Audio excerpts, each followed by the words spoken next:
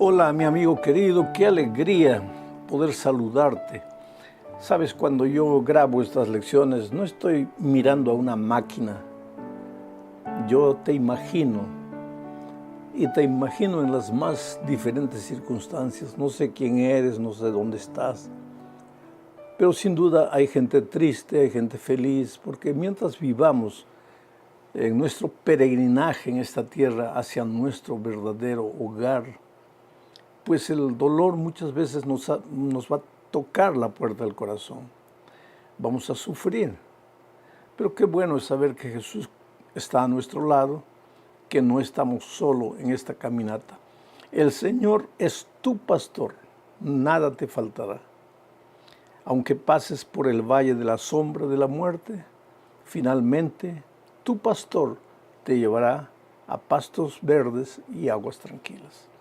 Vamos al estudio de la lección número 5 para el 3 de agosto del año 2024. El título de la lección es Milagros alrededor del lago. ¿A qué lago se refiere? Voy a estudiar esto un poquito más adelante. Pero el propósito de la lección de esta semana es mostrar 3 milagros que Jesús operó y que están relatados en el capítulo 5 de Marcos, y que se realizaron alrededor del lago. Nosotros vamos a tratar de sacar lecciones, extraer lecciones de esos milagros, lecciones que puedan ser aplicadas a nuestra vida, porque ya dije muchas veces, el propósito de la Biblia no es solamente registrar historias o registrar milagros, sino enseñarnos a vivir en esta tierra. Tenemos que estar siempre dispuestos a aprender, no leer el milagro simplemente por un milagro que sucedió en aquellos días, no solamente leer la historia como historia, sino preguntarnos, ¿qué puedo aprender yo hoy aquí? ¿Qué lección puedo sacar de todo esto que puede ser aplicada a mi vida, a las luchas, a los dramas que estoy viviendo hoy? Bueno, te digo una cosa, el lago al que se refiere Marcos 5 es el lago de Genesaret, o también lago de Tiberíades, o también mar de Galilea. En realidad, el río Jordán descendía del lado norte abajo, atravesaba toda la Palestina y desembocaba en el Mar Muerto, abajo, en el sur. Pero entonces, ¿qué pasaba? En la parte del norte, el río Jordán formaba un lago. Ese lago es conocido pues como el lago de Genesaret, el lago de Tiberíades o el mar de Galilea. No confundir con el mar grande, que era el mar Mediterráneo, que estaba por el otro lado. Alrededor de este lago sucedieron los 3 milagros y algunos de los incidentes que vamos a considerar en la lección de esta semana. Primero, vamos a ver cómo Jesús calma la tempestad. Estamos en la última parte del capítulo 4, antes de entrar al capítulo 5. Leo el texto bíblico en Marcos capítulo 4, versículos 37 al 41. Este es un milagro, pero en realidad es un milagro operado en medio de la naturaleza. En el capítulo 4, el Señor Jesús opera muchos milagros. Él trabaja en favor de la salvación de las personas. En fin, leamos el texto para entender mejor. Marcos 4, 37 al 41. Dice así: pero se levantó una gran tempestad. ¿Por qué dice pero? Porque si tú lees el texto, los versículos anteriores, verás que al final del capítulo 4, después de haber operado muchos hechos relatados en los primeros versículos, Jesús y sus discípulos se trasladan al otro lado del mar. Jesús estaba cansado de haber trabajado tanto en favor de la humanidad. Se suben a un barco y quieren atravesar el mar. Entonces viene el texto y dice, pero se levantó una gran tempestad. Este adverbio, pero, Esta expresión pero nos muestra que muchas veces nosotros podemos hacer nuestros planes, pero sucede todo lo contrario a lo que habíamos planeado. El Señor Jesús y sus discípulos pensaron ir al otro lado del mar para descansar, pero surgió una gran tempestad de viento. Y esta, dice, sigo leyendo el texto, y echaba las olas en la barca de tal manera que se anegaba. Y él, Jesús, estaba en la popa, durmiendo sobre un cabezal. Y les despertaron y le dijeron, Maestro, ¿no tienes cuidado que perecemos? Y levantándose reprendió al viento y dijo al mar, calla, enmudece. Y cesó el viento y se hizo grande bonanza y les dijo, ¿por qué estáis así amedrentados? ¿Cómo no tenéis fe? Entonces temieron con gran temor y se decían uno al otro, ¿quién es este que aún el viento y el mar le obedecen? Vamos a extraer algunos pensamientos de esta historia.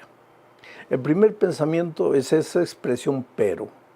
Jesús, sus discípulos hicieron planes para algo, pero vinieron las circunstancias adversas, apareció una gran tempestad. El agua entraba, parecía que el barquito se iba a hundir. ¿Dónde estaba el Señor Jesucristo? Estaba ahí en el barco. Estaba tan cansado de haber trabajado todo el día que estaba durmiendo. Entonces viene la segunda lección. ¿Puede Jesús estar presente en la embarcación y a pesar de eso haber dificultades y problemas? ¿Puede Jesucristo estar presente en tu hogar y a pesar de eso tu familia enfrentar dificultades y problemas? Esta historia nos prueba que sí. Era noche oscura, el viento tempestuoso, el agua parecía que iba a hundir la embarcación, los discípulos aterrados y Jesús estaba presente. O sea, el hecho de que Jesús está presente en tu vida no es una garantía de que nada malo te va a acontecer. Entonces te puedes preguntar, entonces, ¿de qué sirve tener a Jesús si igual me va a suceder, van a venir problemas a mi vida? Ah, no. Es que cuando Jesús está presente, tú sabes a dónde ir.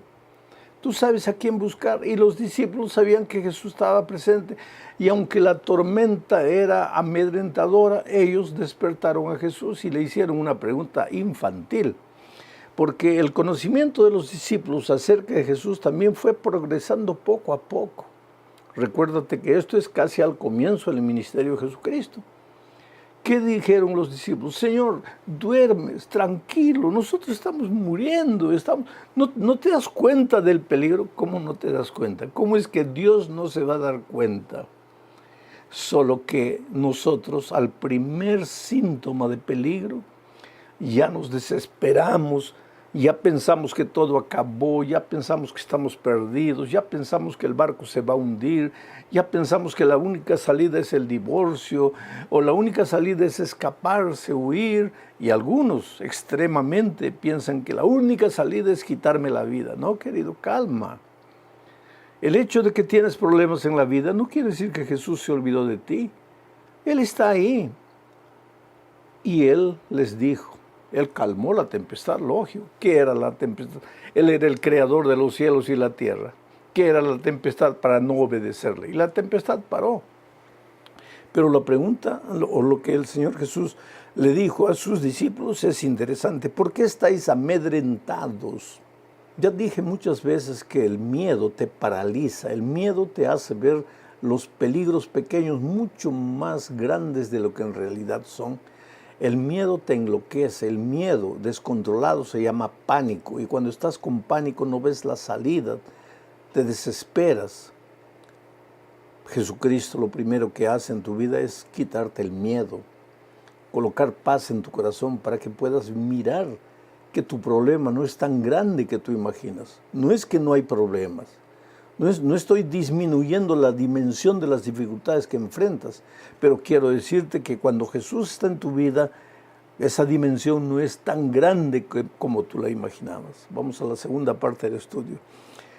Después, cuando salieron del barco ya al otro lado del río, llegaron a la zona de los Gadarenos.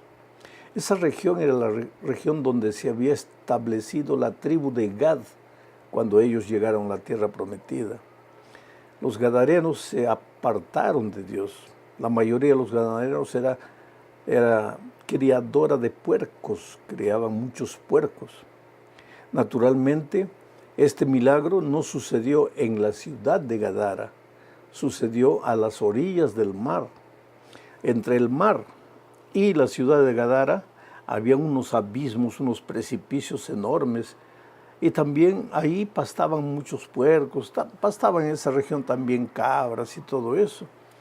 Y cuando Jesús llegó ahí con sus discípulos, voy a leer lo que dice Marcos 5, 1 al 5. Dice así: vinieron al otro lado del mar, a la región de los Gadarenos, y cuando salió él, Jesús, de la barca, enseguida vino a su encuentro de los sepulcros un hombre con un espíritu inmundo, que tenía su morada en los sepulcros, y nadie podía atarle ni aun con cadenas, porque muchas veces había sido atado con grillos y cadenas, mas las cadenas habían sido hechas pedazos por él y desmenuzados los grillos, y nadie le podía dominar.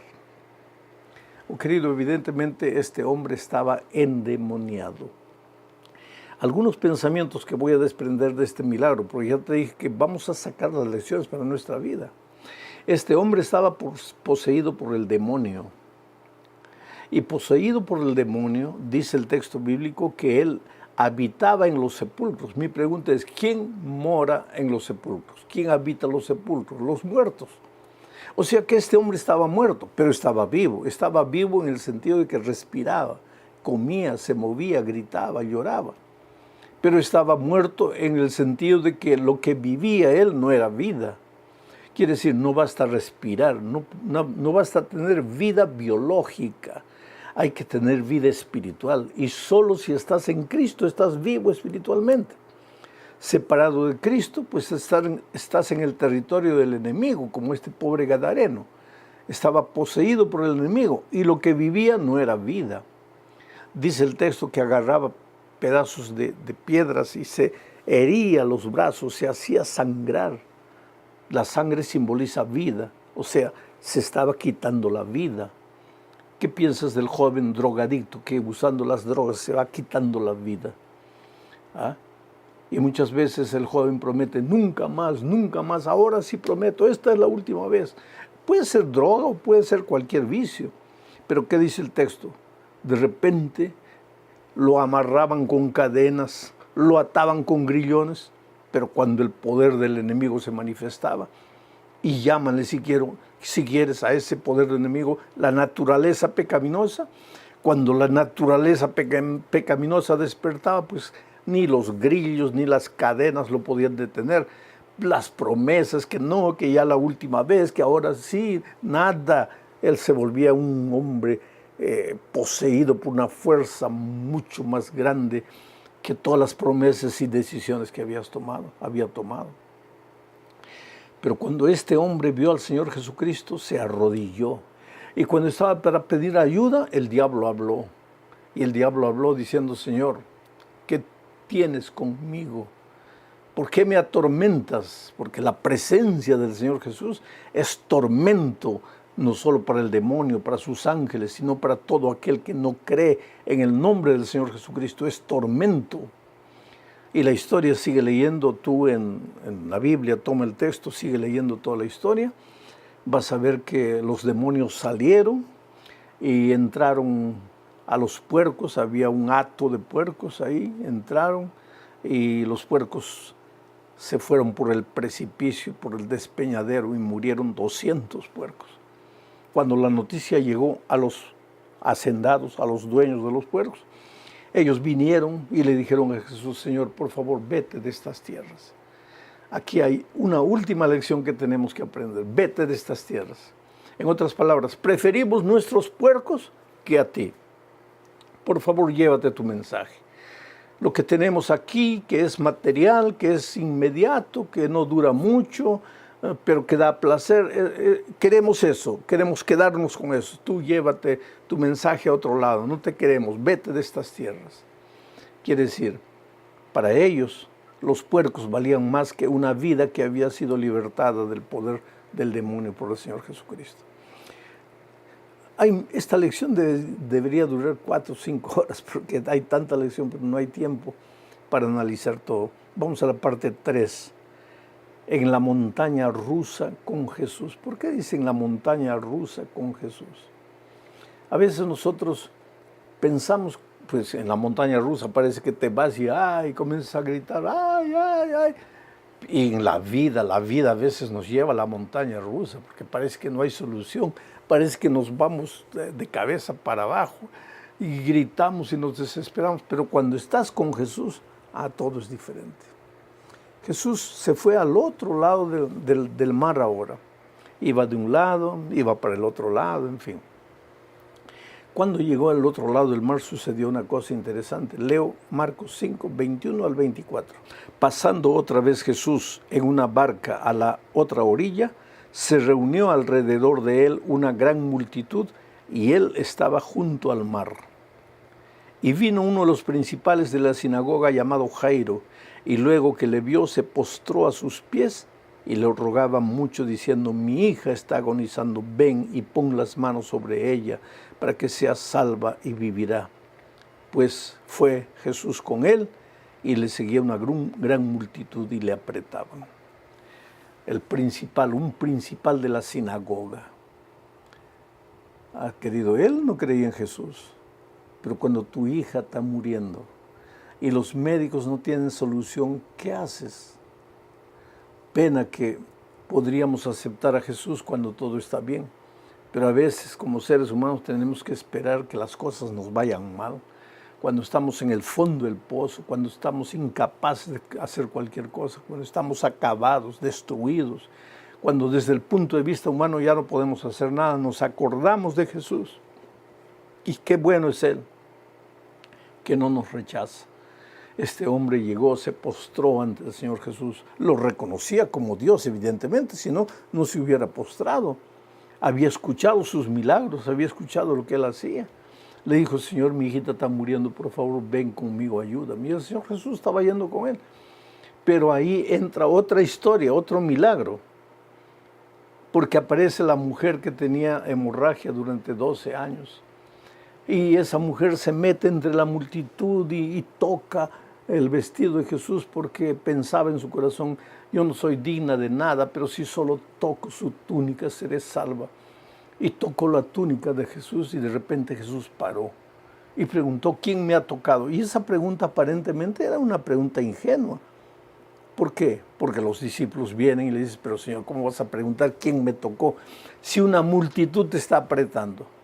Pero Jesús no estaba hablando de quién me tocó. Claro que todo el mundo lo tocaba, pero quién me tocó con fe. Porque, querido, una cosa es ir a la iglesia, la multitud va, otra cosa es ir a la iglesia con fe. Una cosa es buscar a Jesús, todo el mundo lo busca, pero otra cosa es buscarlo con fe. ¿Quién me tocó? Y la pobre mujer dice, Señor, yo, por favor, perdóname. Y Jesús la miró y dijo, hija, no tengo nada que perdonarte. Estás sana de todos tus males, vete tranquila. Y yo creo que mientras Jesús estaba dialogando con la mujer y paró y preguntó quién me tocó y miró para todos lados para ver quién lo había tocado, Jairo, desesperado a un lado, estaría pensando, pero Señor, tú no entiendes, esa mujer puede esperar, pero mi hija está muriendo, Señor, por favor, ayúdame, entiende. Oh, querido, no es que Dios no te entiende, sino que Dios tiene su tiempo. Lo que para ti es ahora, tal vez para Dios no. Tú tienes que aprender a respetar el tiempo de Dios. Pero entonces ahora, el propio Señor Jesucristo le dijo, vamos. Jairo ya estaba desanimado. ¿Por qué? Porque el texto bíblico dice que llegaron emisarios de la casa de Jairo y le dijeron, Jairo, ya no molestes al maestro porque ya tu hija murió. O sea, murió y acabó. Acabó para ti y para mí. Oh, querido, La humanidad puede mirar a alguien y decir, "Ese está muerto, para ese ya no hay remedio, ese acabó". Para nosotros acabó, no para el Señor Jesucristo. Porque entonces Jesús le dijo a Jairo, vamos, tu hija no ha muerto, tu hija está durmiendo, porque la muerte para los que creen en Jesucristo es apenas dormir hasta la mañana de la resurrección. Y entonces Jesús fue con Jairo, llegaron a la casa, entró al cuarto la niña y le dijo una frase en arameo, Talita Kumi, que quiere decir, niña, levántate. Y la niña se levantó. Oh querido, si has perdido un ser querido, una hija, un hijo pequeño, un joven, y el dolor todavía te perturba,